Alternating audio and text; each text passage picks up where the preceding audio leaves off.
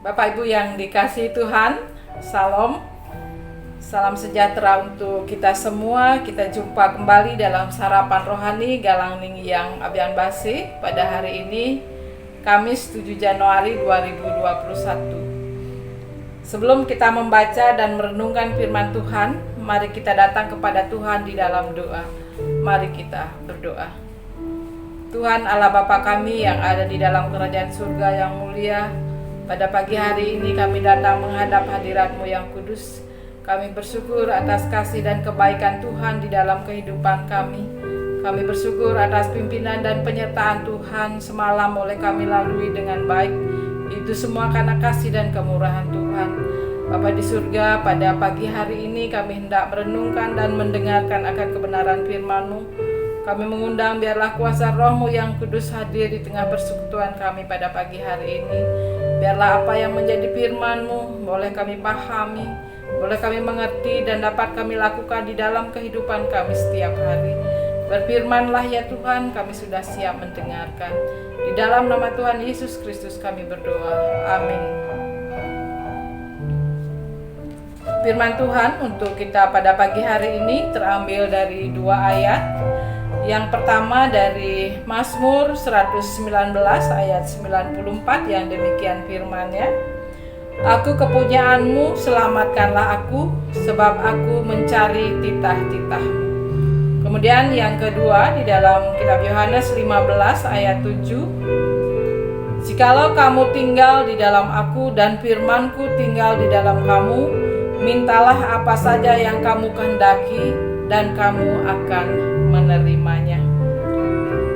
Tema firman Tuhan untuk kita pada pagi hari ini adalah milik kepunyaan Tuhan.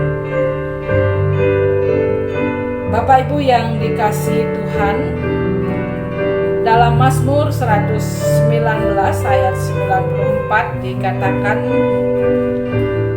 Aku kepunyaan-Mu, selamatkanlah aku, sebab aku mencari titah-titah-Mu. Ada sebuah ilustrasi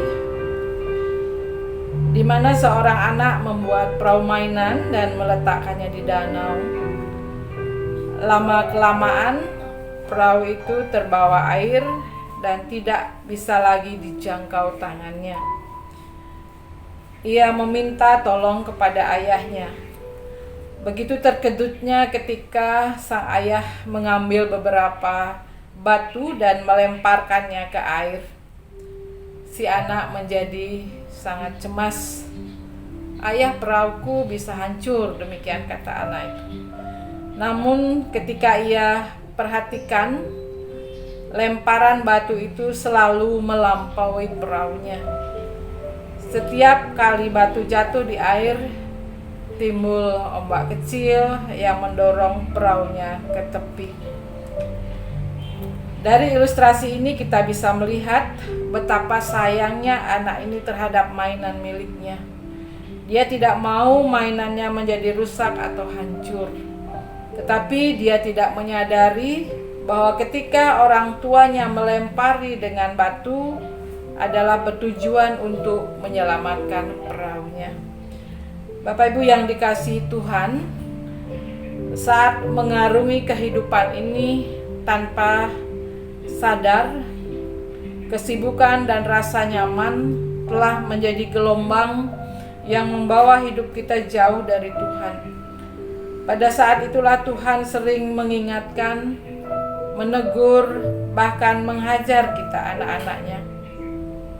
Pemazmur mengingatkan kepada kita bahwa manusia hanya bisa menggantungkan keselamatannya hanya kepada Allah yang empunya hidup. Orang lain tidak ada yang dapat menjamin kita bisa selamat, bahkan diri kita sendiri pun tidak. Tetapi pemazmur percaya bahwa Allah mengasihi kita karena kita ini kepunyaan Allah. Sama seperti kita menjaga milik kesayangan kita, demikianlah kita menjadi milik kesayangan Allah yang dijaga dan diselamatkan. Keyakinan ini yang membuat pemazmur menyerahkan hidupnya kepada Tuhan ketika orang-orang merencanakan membinasakannya. Demikian juga Yesus meyakinkan kita yang percaya bahwa penderitaan dalam dunia pasti kita alami, tetapi Ia menjanjikan damai sejahtera bagi yang hidup di dalam Dia.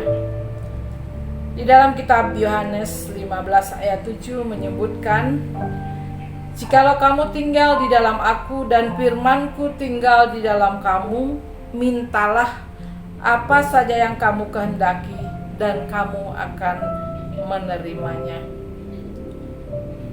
Bapak Ibu yang dikasihi Tuhan, untuk memahami firman Tuhan ini, kita melihat kembali perumpamaan tentang pokok anggur yang benar. Melalui perumpamaan ini kita diingatkan bahwa kunci untuk berbuah adalah ranting harus melekat pada pokok anggur. Sebab ranting tidak dapat berbuah dari dirinya sendiri kalau ia tidak tinggal pada pokok anggur. Demikian juga kamu tidak berbuah jikalau kamu tidak tinggal di dalam Aku. Kristus adalah pokok anggur itu. Oleh karenanya orang percaya harus tetap tinggal di dalam Kristus jika ingin mengalami hidup yang berkemenangan. Tetap tinggal di dalam Kristus berarti terus-menerus hidup di dalam Dia di segala keadaan sampai akhir hidup kita. Salah satu arti yang penting dari tinggallah di dalam Kristus dan Kristus di dalam kita adalah kita tinggal di dalam firman-Nya. Firman itu sungguh-sungguh tinggal di dalam hati kita dan memancar dalam segala aspek kehidupan kita. Ketika firman itu tinggal di dalam hidup kita, maka Kristus akan menjadi fokus dan akan mempengaruhi seluruh hidup kita. Firman-Mu pelita bagi kakiku dan terang bagi jalan. Berkat yang Tuhan sediakan bagi orang yang tetap tinggal di dalam Dia adalah kita dibebaskan dari hukuman. Ada tertulis di dalam Roma 8 ayat 1-2. Demikianlah sekarang tidak ada penghukuman bagi mereka yang ada di dalam Kristus Yesus. Roh yang memberi hidup telah memerdekakan kamu dalam Kristus dari hukuman dosa dan hukuman maut. Dalam Yohanes 15 ayat 7, Yesus mengatakan, "Jikalau kamu tinggal di dalam Aku dan firman-Ku di dalam kamu, maka mintalah apa saja yang kamu kehendaki dan kamu akan menerimanya." Hal penting dari tinggal di dalam Kristus dan firman Kristus tinggal di dalam kamu adalah kita bisa berdoa meminta kepada Tuhan. Berdoa adalah untuk menghasilkan buah. Hal ini bisa dilihat dalam Yohanes 15 ayat 16. "Bukan kamu yang memilih Aku, tetapi Akulah yang memilih kamu. Dan Aku telah menetapkan kamu supaya kamu pergi dan menghasilkan buah, dan buahmu itu tetap, supaya apa yang kamu minta kepada Bapa dalam namaku diberikannya kepadamu." Bapak Ibu yang dikasihi Tuhan, ayat ini menekankan betapa pentingnya doa. Berdoa, bersandar kepada Tuhan, bersekutu dengan Tuhan. Mari kita belajar mengerti panggilan Tuhan dalam hidup kita untuk menjadi saksinya di tengah-tengah dunia. Mengerti panggilan Tuhan untuk menghasilkan buah. Mengerti panggilan untuk hidup kudus supaya nama Tuhan dipermuliakan. Amin. Mari kita datang kepada Tuhan di dalam doa. Mari kita berdoa.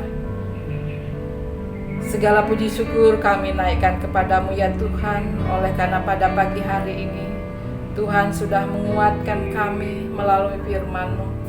Biarlah dengan firman-Mu ini ya Tuhan, kami bisa mengandalkan Tuhan dan menggantungkan hidup kami sepenuhnya hanya ke dalam tangan kasih Tuhan. Biarlah melalui firman pada pagi hari ini, di dalam segala aktivitas dan pekerjaan kami, boleh kami mencerminkan firman Tuhan itu.